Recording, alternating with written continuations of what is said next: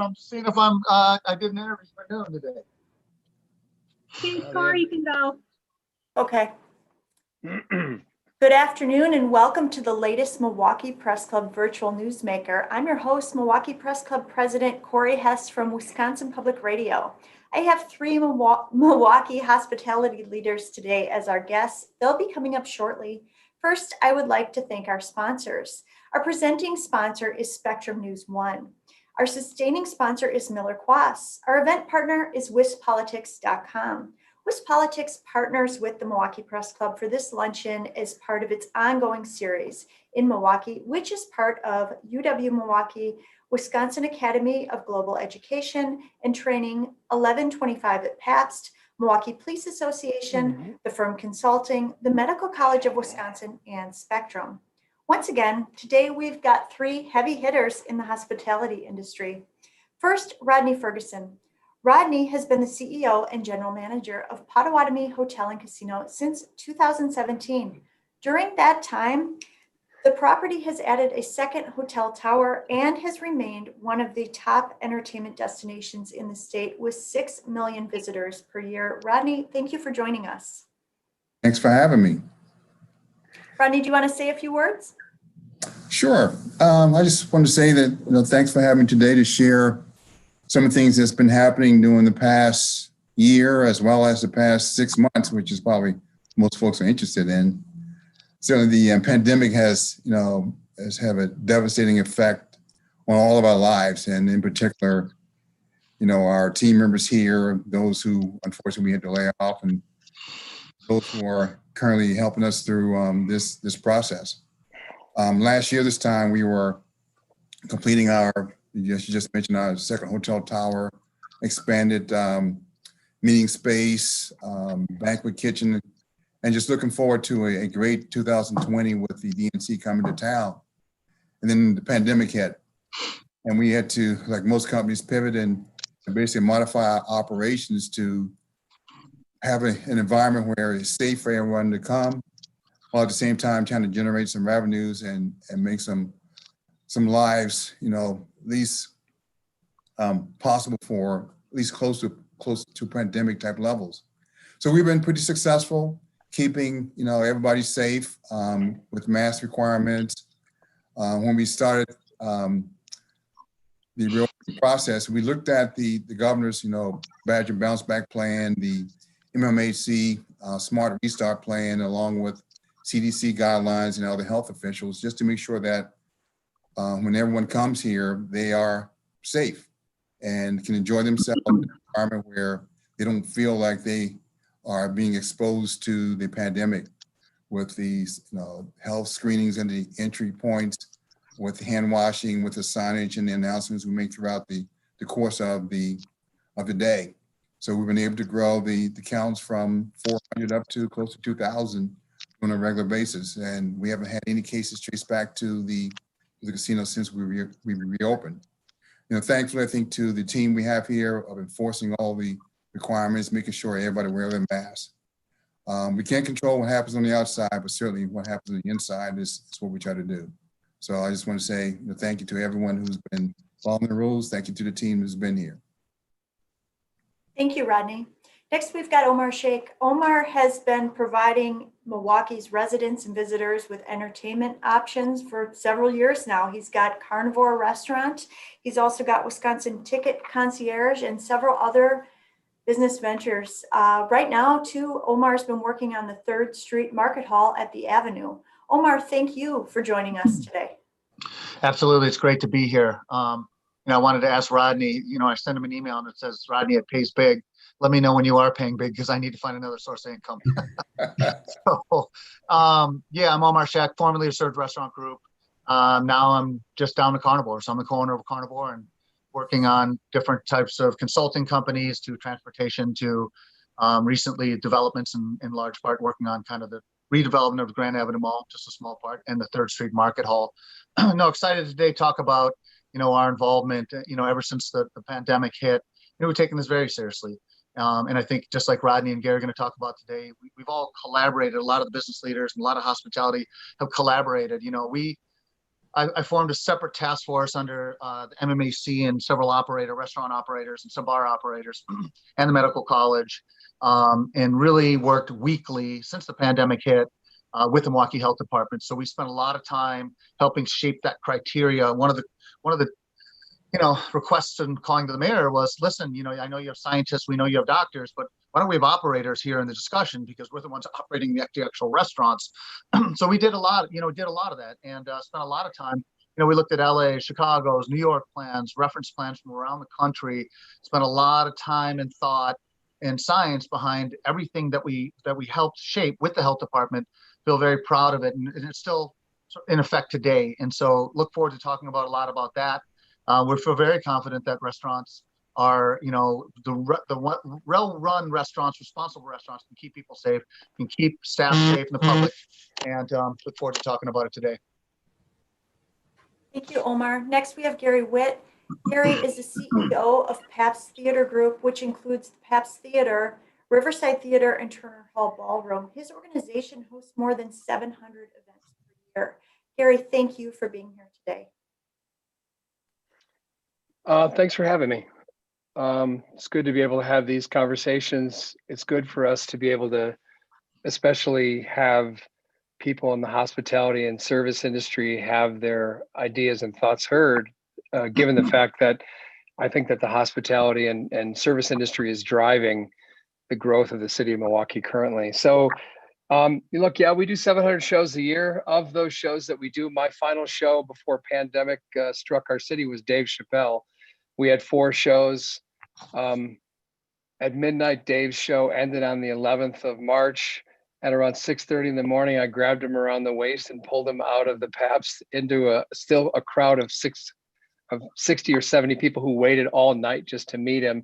I walked out into a city that was completely empty, and that was the last time I remember seeing people out on our city streets in Milwaukee. And the first thing that we did upon the pandemic taking place was we realized that we couldn't do this alone. We created a group called NIVA, the National Independent Venue Association. It started on Easter weekend. On Easter Sunday, we developed the first pages of the website and designed the first email. And from that day, we now have over 3,000 members in the US. We've hired a very strong lobbying firm called Aiken Gump, who are not 1,000 tiny caresses. They are a sledgehammer. And we've become known in Washington, DC, with our Save Our Stages Act, which is included, by the way, in both of the independent proposals that are currently out. I think that there's a lot that we learned from that experience. Look, we learned overall that we were the first ones to close and we'll be the last ones to open. We're not, I am not Omar. We're not open 25%, 50%, 15%, or 70, whatever percent. We're the first ones to close and we'll be the last ones to open up. So we've worked very hard to try to find ways to do the right thing, to remain closed when we needed to be closed. We've worked hard to pursue federal grants. We've just today received an announcement that that the state grant that we worked with the governor and with Joel Brennan to pursue for live entertainment venues around the state came through, and they made that announcement today, which I'm very proud of our state supporting the work that is done in our city and our cities across the state of Wisconsin. I'm not as proud of our rules and how we put together our rules in managing the pandemic in Milwaukee or in many other places. Often the safety protocols that are provided as rules are the things that are actually misleading people. When health authorities present one rule after another without clear science-based substantiation, their advice ends up being arbitrary. That erodes public trust, and it makes it harder to implement rules that actually do make sense. Experts know what has to be done to keep people safe, but confusing policies and tangled messages from our local leaders as well as our national leaders are basically setting people up to die. Let's all talk about this for one brief second. Milwaukee has allowed bars to remain open until bar time, and schools are closed. Putting it into perspective, for restaurants, the 8,800 square foot Harbor House can operate at 150 person capacity, but 200 yards away, I know Omar can throw a football 200 yards. The 341,000 square foot art museum can have 10 people and they have to be seated. No one is managing this in a unified way, and science has to lead the way it can't be arbitrary rules that lead us into being closed for longer. If anyone can say this, people in my business can say it, because we've been forced to be closed for the right reasons for 9 months now. Thank you very much. And I'd also like to welcome Tom Dakin. He's a reporter with the Milwaukee Journal-Sentinel who's going to help lead a discussion with these three guys. So thank you all, and I'll be back later to take some audience questions. Guys, thanks for taking part in this. I want to follow up immediately to the point that Gary just made. I think the people watching this will be very interested to know what are some other examples of those arbitrary, what you consider to be those arbitrary rules. You cited one. I'd like to hear some others that you feel are not being led by science. Well, I mean, those things are fairly simple, and that is that we don't live in a silo. When we do things and make decisions, we don't sit in a room and not look at what's happening around the rest of the country, the rest of the world. I mean, I think that there are 35 cities and states right now that have a rule in place that have either closed bars completely, or they've created something called bar time, where bars are closed at 10 o'clock or 9 o'clock, which basically avoids the potential of those opportunities at 1 in the morning when everyone has had a few too many to drink and they're sitting around in large groups cloistered together without their masks on. Unless someone has figured out a way to drink through your mask, I think that's a problem. So I think that our health department in the meetings that I've been on have declined to review or consider any of those options. Their responses have been that if we close bars, people will go elsewhere to drink.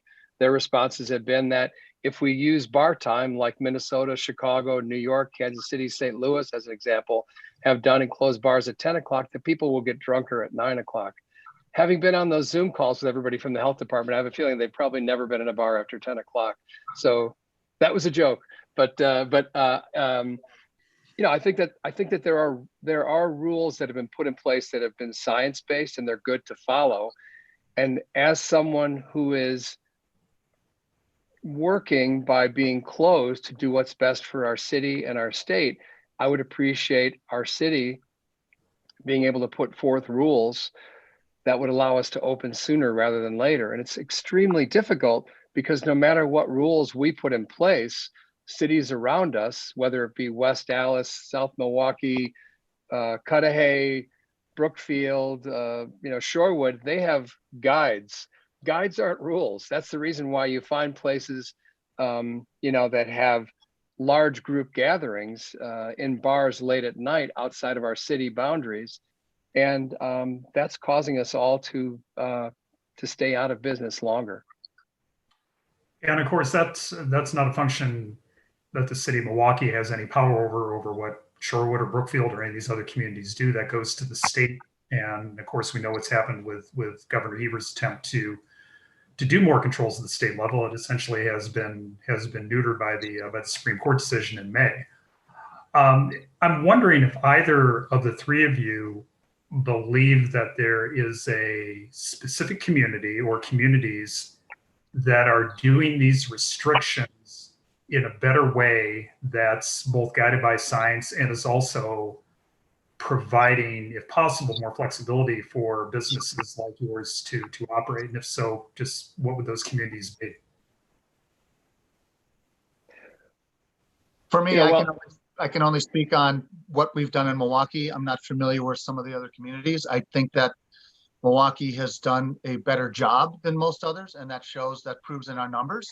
I think speaking in terms of restaurants, we were the last city to open the restaurant wise, and we were the first to do the mask mandate, in large part thanks to Gary there. But going back to Gary's point, it doesn't make sense. He has large venues, Wisconsin, and then you take like Wisconsin Center District, massive venue. Well, they can't have more than 10 people in there at a time. Yet there are some bars out there that I know that are doing their very best in following protocols. So this is not an attack on bars. I have a lot of friends that are owning them, operating them very properly, but it's the bars that aren't, and we all know who they are, that are just packing them in, that are part of the problem. That irresponsible behavior is going to ruin it for everybody.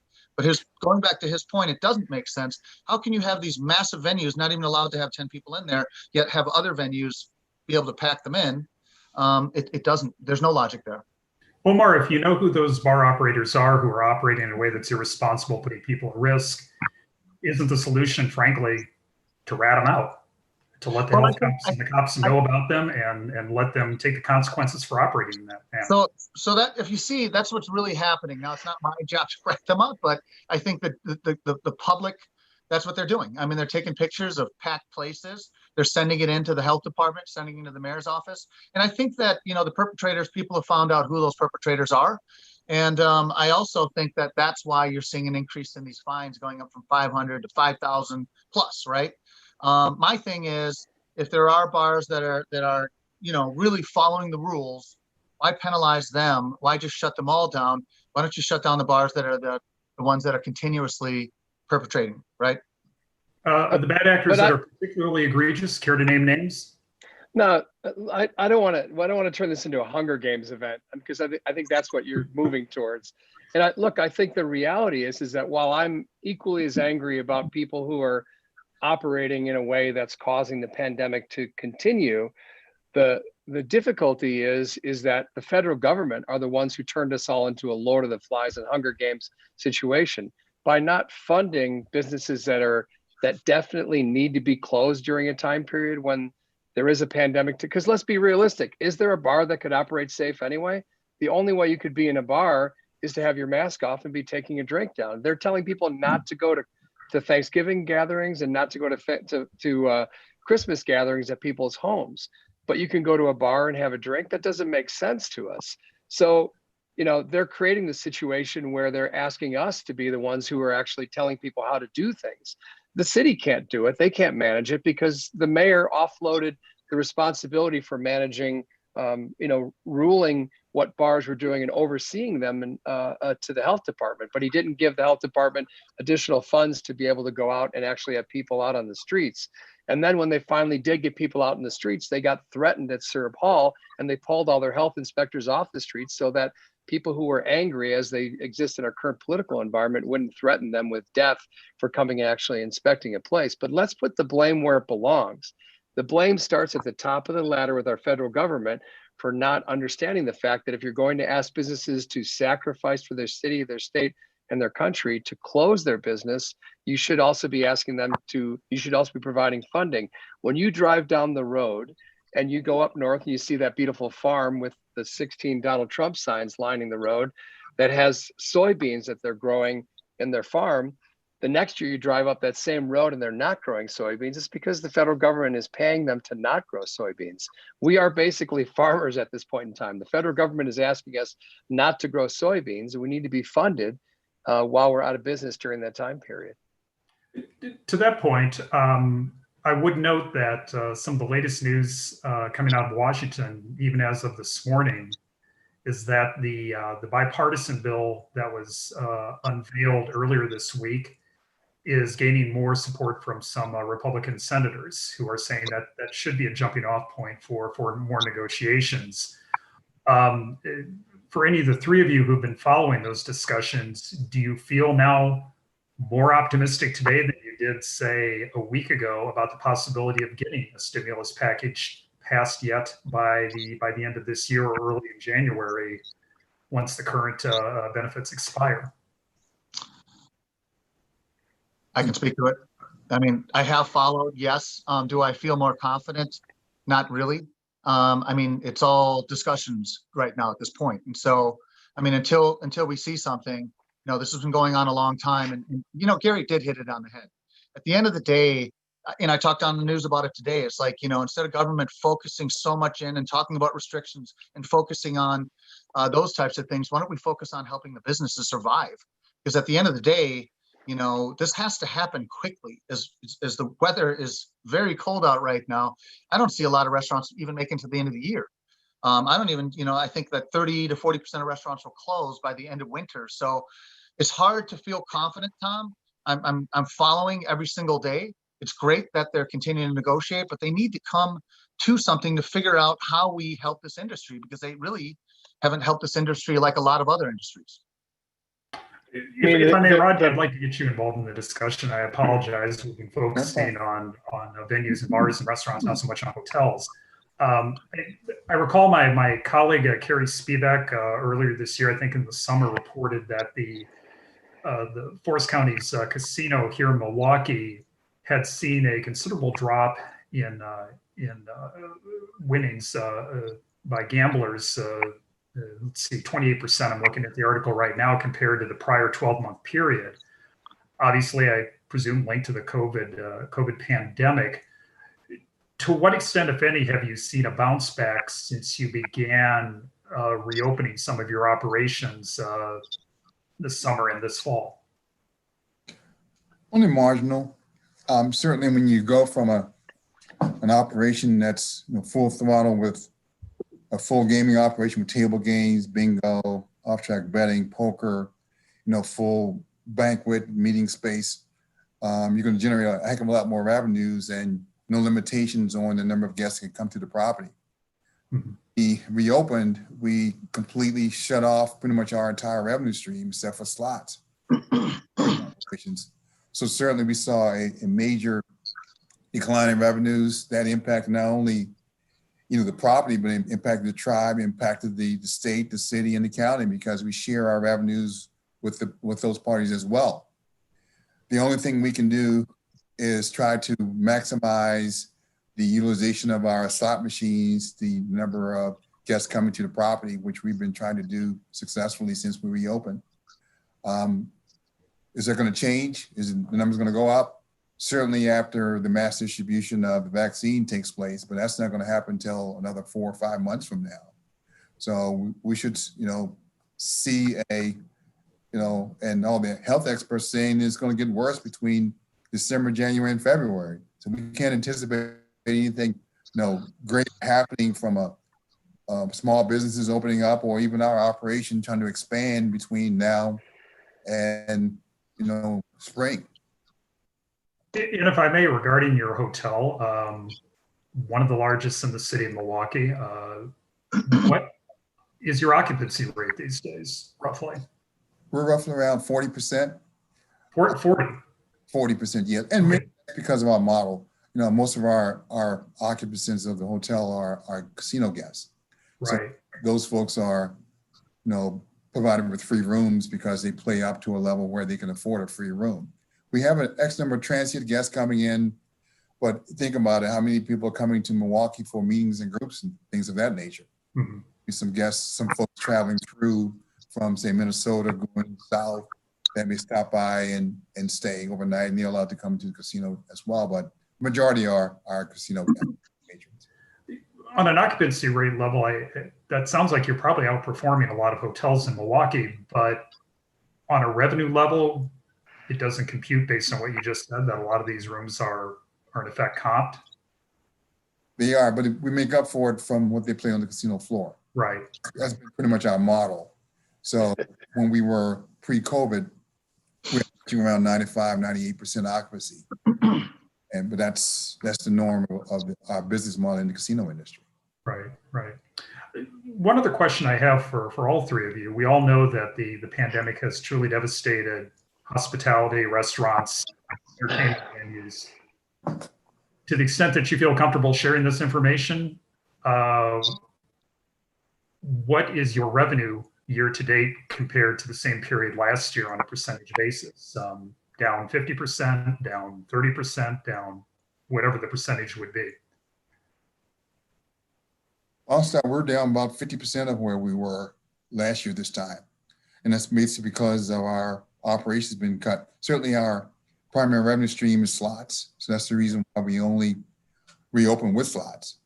That number is not going to deviate too much from where we are today because just the nature of the business. And we can't get too many more people into the building based on how we have things structured with the 6 feet social distancing requirements.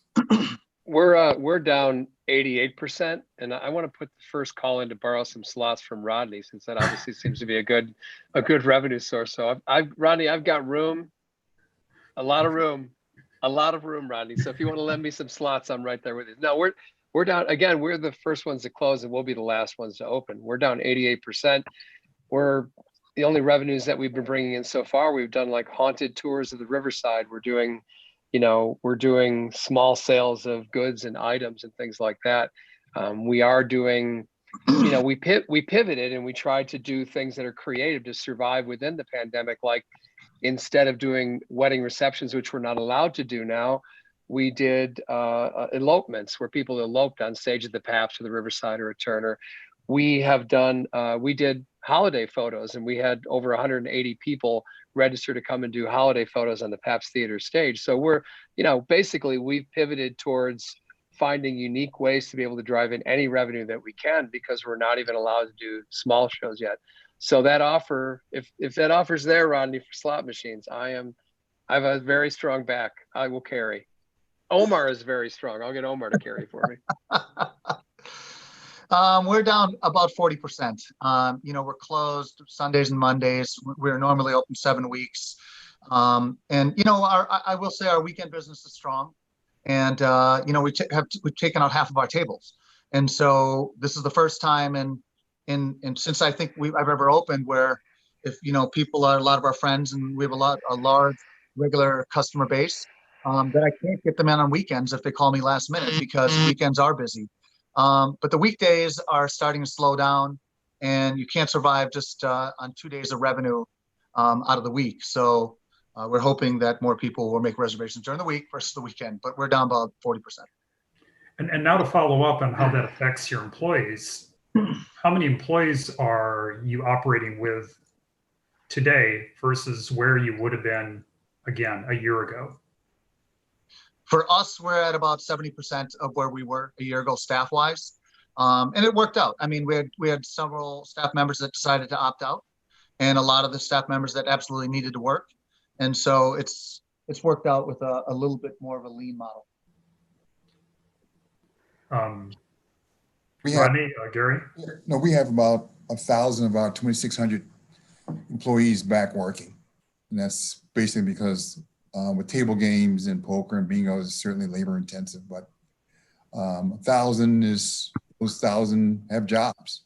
So we're fortunate they are here with us. So we've lost the entirety, given the fact that we don't have what would be, considered our nighttime activities. We've lost the entirety of our part-time staff, the people who ushers, people who serve drinks, stagehands who work, different shows. Of our full-time staff, we've retained 75% of it, even though we don't have shows. And in our industry, that's an oddity, because it's not necessarily how the entertainment industry has managed itself overall. My partner and I are very fortunate that we, prior to this, managed our cash flow very well, and planned for a day when we would need it, but we never, of course, planned for the day when the music would stop and there would be no chairs left to sit in. But, I think the longer term impact of the pandemic, when we think about our businesses, is about what happens to the city of Milwaukee longer term. Because if you look at, the pandemic overall, there's been a white collar pandemic and there's been a blue collar pandemic. If you're in the top 10% of income earners, there's basically likely little to no change in your employment. You're probably no less vulnerable than you were before the pandemic. And there's probably a 60% likelihood that you can go to work from home, and you've probably gained 10 more hours to hang out with your family or your dogs, if you're my dogs. If you make less than $40,000 a year, 40% of those people have lost their jobs, and less than 10% of them can work from home. So if you're in the top 10% and you're blessed with good health, and you're most likely spending more time, with Netflix and your kids and less time commuting, and your stocks are probably way up, a lot of the stimulus has been about arresting the pandemic or helping our neediest. It hasn't been about arresting our pandemic and helping our neediest. It's been more about flattening the curve for wealthy people. The savings rate has never been higher in America. The NASDAQ has never been higher. Honestly, our velocity of death seems to be not as tragic as the fear of a NASDAQ decline. At least that's what our government spending has indicated so far. I think we have a fear for that for Milwaukee, in that, we're not Madison, we're Milwaukee, and we have a burden of carrying with us a high segment of our population that are in need of assistance and help, and who exist on the lower spectrum of the revenue stream. So we're, as a city, going to be impacted by that, and we have to plan towards that for our future. We already were in incredibly high unemployment rates. for that segment of the population. So now we're going to have to look at new ways to take people from even lower depths, back into normal rates of survival. I believe it's been documented both by the Journal Sentinel and some of my colleagues at the other newspapers here in Wisconsin, the Green Bay Press Gazette, papers in Fond du Lac, Oshkosh. We've all written about how this has had a greater effect on people of color and also in particularly female employees. And in part because the nature of the type of the jobs affected, service industry jobs tending to be a little more heavily weighted towards those demographic groups. I'm wondering if any of the three of you have had any sense as to where the people who have unfortunately lost their jobs at your businesses, where they've ended up, if they're just simply still unemployed, or if they've been able to find work in other fields, and if so, what those fields would be. We've had quite a few actually relocate out of the state to different parts of the country. Some have taken on jobs in different industries. Again, we are highly, face-to-face type of business here. Again, we have a very large minority population. Over 60% of our team member base are people of color. So we have, still that number even with the pandemic in place. So we've been fortunate to retain that the level of hire and rehire. At the same time, a number of our team members have realized that, if we're not going to bring back table games, not going to bring back poker, bingo, for another 4 or 6 months from now, they have to find some sources of income. So a lot of them look to other parts of the country to find employment. Rodney, if I may follow up, is it your hope that when things get back to normal, that you would be able to rehire some of those folks? Most definitely. The plan is to resume pre-pandemic-like operations when the vaccine is in place and everybody can get back to some sense of normalcy. Thank you. I mean, I'd like to give a quick shout out to the state of Wisconsin in regards to this. One of the reasons we've been able to, with no revenue coming in or very, very little revenue coming in, maintain a higher level of our full-time staff is thanks to the Wisconsin Work Share. I don't think they do a very good job promoting it, but look, the Wisconsin Work Share allows you to be able to have people at a lower percentage of their pay, whether it be 50 or 65 or 75% of their pay, and allows the state to be able to pick up a percentage of that with unemployment. Even the Journal Sentinel could have probably used Wisconsin Work Share instead of furloughing people to be able to pay people, allow the state of Wisconsin to pick up a percentage of the lost wages that they would have received otherwise. Oh, I don't know. I enjoyed taking that unpaid time off. It was great. I know where there's some slot machines. Come on down. Come on down. Omar? We really didn't, again, I'm down to carnivore, right? So we really didn't have to lay too many people off. There were the few that opted out, and we made it work with who wanted to come back to work. And so for the food hall, we had 2 employees over there, kept them on through the whole way. I want to go back. Gary, you mentioned earlier today's announcement of the grants that went to the various entertainment venues around the state of Wisconsin, totaling, had it here written here earlier, $15 million, I believe it was. And Pabst Theater Group got one of the larger grants, $362,000 and change. Where are you going to spend that money? Well, obviously Potawatomi. I mean, Thanks, your Gary. employees will be relieved to hear that, Gary. Yeah, exactly. No, I mean, look, we did just discuss earlier in the conversation that we've lost 90% of our revenue. Mm-hmm. Where am I going to spend the money? I basically have taken all the profits that we've made in the 18 years of being in business and rolled it up into a ball and thrown it out the window going 65 miles an hour. And it just hit a family of 4 and killed them. So where am I going to spend the money? I'm going to spend the money trying to find a way to continue to save our business so that come end of 2021, we can go back to contributing $250 million to Milwaukee's economy by booking 700 shows a year and bringing in hundreds of thousands of people who would never even visit our city before. But if I may, does that specifically, for example, do you have restructured debt that you have to make up on debt payments, or any utility type payments, just some specific examples. I mean, I don't want to sit into an accounting meeting with you right now to figure out where we're going to use the money. I mean, I think that there are less restrictions in what was on the original PPP, which was restricted more to payroll percentages. But this has an awareness that's relative to what operating costs are for the business that we've incurred throughout the year. And basically, you look at your losses. The grant was based upon 25% of your Right. of your 2019 sales, or $500,000, whichever is less. So it's recognizing the fact that, obviously, as we stated earlier, with the loss of revenue, that you're trying to make up whatever percentage of it you possibly can. They obviously can't make up that percentage for us. That can't happen based upon what our revenues are in the business and what our expenses are. But look, it helps us to get a small piece of it back by being able to go back in and pay rents that we have been consistently paying, and pay overhead for buildings and utilities and things like that. That even though we've not been in business, we've never missed a rent payment with any of our spaces, and we've realized the importance of what's been happening. Look, we were also I don't want to break any exciting news here, but I don't know if building new bathrooms is exciting news, but we were also in the middle of an $800,000 bathroom renovation in the Riverside when the pandemic hit, which I'm so excited about. But I'll be excited when they're done. But we just put 21 new women's bathrooms in the Riverside and 16 new men's bathrooms in the Riverside. And Gary, just one more question regarding that. I'm sure you're happy to get the money.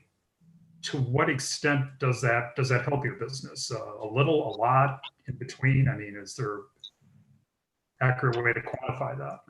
Well, I think the state of Wisconsin has come out in their public statement to be accurate in their response, which is that they're trying to fill in the gap that exists, through the waiting game that our federal government has put us in. I mean, we're all, unfortunately, my thought process here, to be honest, is that while there are two independent proposals that are out there, they're all sitting on Mitch McConnell's desk. Mitch McConnell does not want to spend a dime providing any funding whatsoever to states. He doesn't want to spend any money that doesn't already currently exist. He's made that promise to 20 or 22 different senators. So while people sit here and suffer, while Rodney tells of his losses and Omar talks about his losses, it's nice that we're doing this podcast, but it might be better if the tens of thousands of people who are unemployed right now due to their inactivity in our federal government, we're out in the streets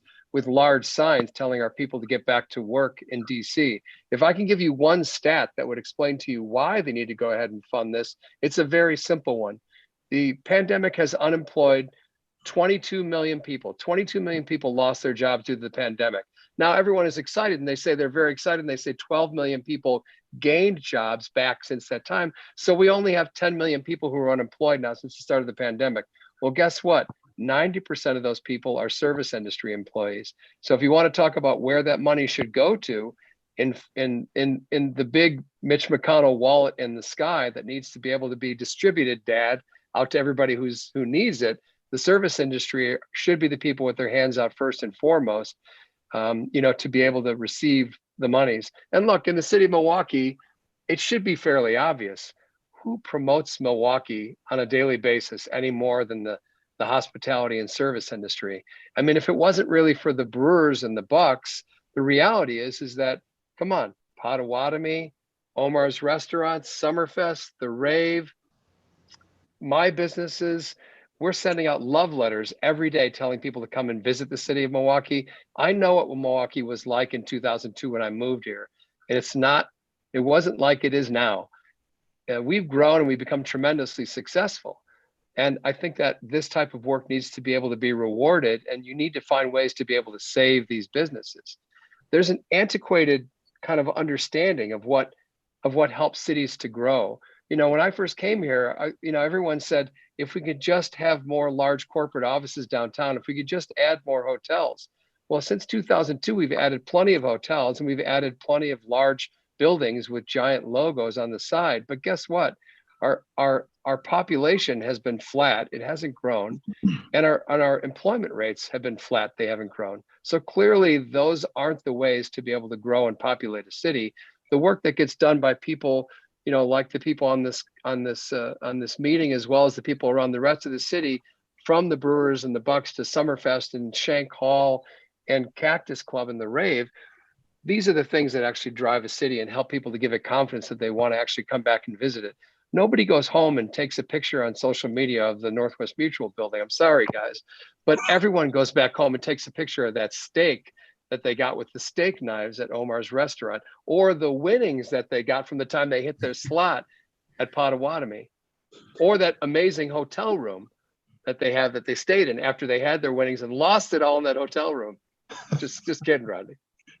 Well said. Rodney, there were some That's hotel okay. grants. There were some hotel grants announced today by the Evers administration, totaling 18 million statewide. I looked at the list right before we started this meeting today. I did not see Forest County Potawatomi down as receiving a grant. Did you get one? And if I have not seen anything as of yet either. We got a grant at the beginning of COVID for about $1 million to help with our reopening, but that's the sides of it. Right. And Omar, we also reported today, my colleague Sarah Hauer had a story saying a new $45 million program is being rolled out, which the majority will be designated for restaurants. Obviously, 45 million sounds like a big number to all of us, but do you think it'd be enough to help save some of these independent restaurants that are in danger of shutting their doors? I mean, every bit counts, and actually, we're very grateful for it. I mean, they're coming forward with something. It's called the All-In Grant. I mean, we should qualify for it. You're not applying for the actual grant. It comes out to about $20,000. For us, that covers 1 month's rent and utilities. So it helps, but it doesn't help long term. And when I say long term, I'm talking 6 months. Right. Getting through this winter, but we're grateful for it. Trust me. And I even talked about it in the news today. Very grateful that the governor came out with it. We need the feds to come out and get some real help for our industry when they're failing us. And let's follow up on that. You heard what Gary had to say. He's pretty clearly putting the onus on Mitch McConnell, the Republican majority leader of the Senate. Omar, Rodney, do you concur that that's where the problem lies? That's where the fault lies in terms of getting another federal stimulus bill through Congress and to the president's desk?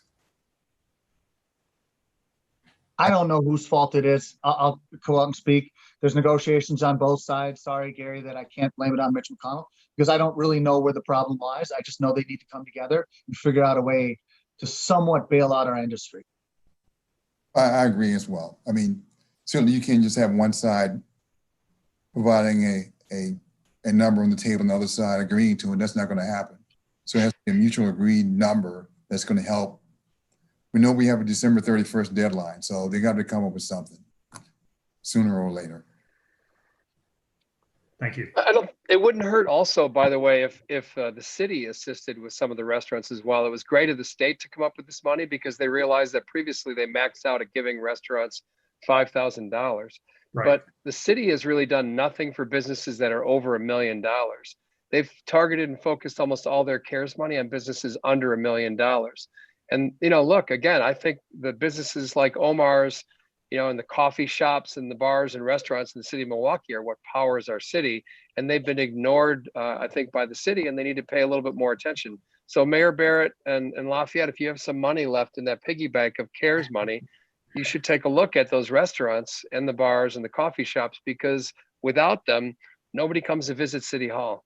That's a fair point, but before we go to Corey for questions from the audience, let's just acknowledge this. It's the federal government that ultimately has the ability to, frankly, borrow money, run up a deficit, and provide the stimulus. Cities, states, they don't have that power. So just a little civics lessons for us all.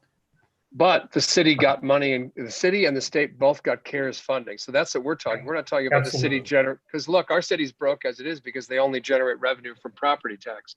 But Right. they did get CARES funding that specifically was meant to go to supporting groups that were in need, as did the state. And I think that the state has really done their job. And I think the governor, specifically in our situation, Joel Brennan, they've done a wonderful job of remembering that cities need help, and they've done the best that they can to get their money out by the end of the year, because if they don't distribute it, it goes back to DC. Correct. Agreed on Joel Brennan. He's done a great job. Well, I'm back and I do have some questions from the audience. Thank you guys for everything so far. Thank you, Tom, for your questions.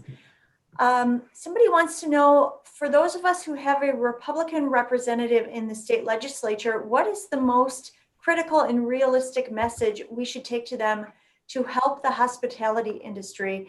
And, you know, what actually this person's asking about a Republican representative, but what question actually should they be asking all of their representatives? Well, I mean, I could say first and foremost, something that people don't necessarily think about is the fact that representatives don't get as many comments as you actually think that they do. And the ability to send an email, or even more importantly, to make a phone call to your representative and leave a voicemail is very impactful, because it is the squeaky wheel that gets the grease. Look, the same thing holds true with your alderman in the city of Milwaukee. They respond to people who complain or have calls. So any comment that you have about this, that you can speak in favor of trying to assist the hospitality industry, you know, who are impacted the most by COVID, if it's done via email, but more importantly, if it's done via a phone call, that actually will weigh very heavily in how your representative makes decisions when they go back to meet.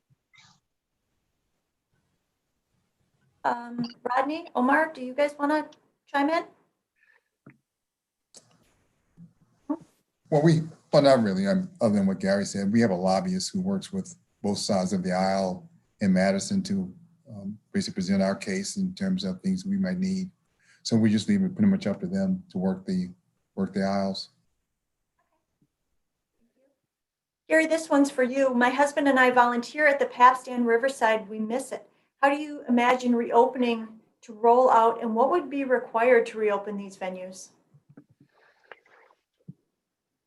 Well, we miss them more than they would even know, because the beauty of what's created in our events for every one of the people who participate in them is just incredible. And I think I speak in the same way about the things that take place at Potawatomi as well as at Carnivore. I mean, that moment of, you know, of people being able to gather together and experience something together is going to come back really strong after this is over. You know, what does it take for us? I mean, again, being that we are the first ones to close and the last to open, the specific reason is that we are large gatherings. So we are the prime enemy of what, you know, would actually, you know, spread COVID. So what do we need? We need the vaccine to be able to get out, certainly. You know, more importantly, even on top of that, we need to make sure that there are adequate tests that can take place. You know, hopefully a daily test where, just like you get up in the morning and take an aspirin or a pill, you can wake up in the morning and take a daily test and know that you can feel free to walk out into the world that day while you might still be wearing a mask, to at least know that you're not infecting other people. I mean, ultimately, you know, what we really need is we need us to act as Americans, not Republicans and Democrats. We need us to be Americans. In the Second World War, people drove 30 miles an hour in order to save rubber for the war. They gave back their pots and pans to be able to use, you know, metals, et cetera, for the war. We're not even willing to act as Americans to help to save each other. Clearly, it's not working the way that it is. So we need to be able to act united to be able to come to some kind of a solution, not, you know, not as enemies of each other. Someone else says, I'm going to just kind of pare this down. Do you think that efforts to curb the spread would be better if they were consistent across the region and the state? And this is to all of you. I would say yes, but it's almost impossible for that to happen, considering we've seen in the last 6 to 8 months that it's not happening anywhere in the country. As I mentioned earlier, you know, every environment is different. If you come to Potawatomi, you have no choice but to wear the mask. And we've been able to save probably some lives and some cases and some hospital stays by enforcing those rules, by wearing the mask, washing your hands, social distancing. So if everybody did the same thing, certainly that number would go down. But it's hard to get that through, you know, everybody's head to do that. I mean, I would say to the rest of the state, something they probably don't want to hear, which is that you can use Milwaukee as an example. In the beginning of COVID, Milwaukee represented 65% of the cases and 55% of the deaths for COVID. I think that the actions of Milwaukeeans, specifically in Milwaukee County, and our local government to create, before anyone else did, the mask rule, I think that those things have helped us to be able to get our arms around this. And look, we have a lot of frontline workers who live in our city. We're different than a lot of the other cities around and counties around the state. So you can do this. We can do this. We just have to work together to do it. Yeah, I mean, I agree. I share the same sentiments as Gary. Like, again, first to do the mask mandate as a city. We were the last city to open.